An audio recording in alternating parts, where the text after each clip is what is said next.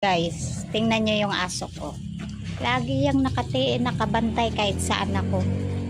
Oo guys. Guys, ayaw niya pa naman ng chinichismis siya. Magkagalit yan siya.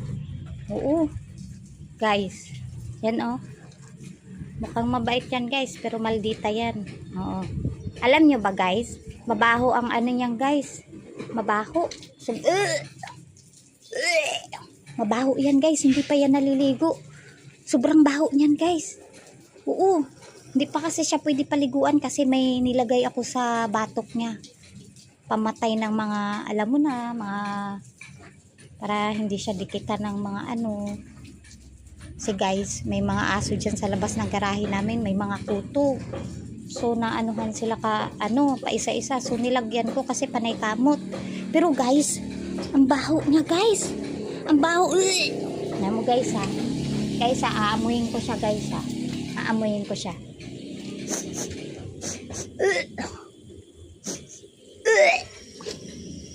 Baho pim-pim.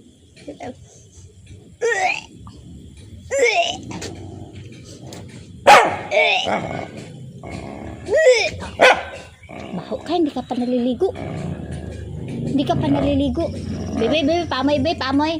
So, kailangan kahit ano, tawag dito, kahit mabaho, sabihin mabango. Sige, be, pamoy, be. Bango-bango pala yan. Bango-bango pala. Bebe, amoy ulit. Ay, bebe, amoy ulit. Bango-bango pala yan. Bango-bango. May muta ka pa. Tanggalin natin muta mo. Bango-bango. Be, ulit, be, amoy. Galit na siya, guys. Galit.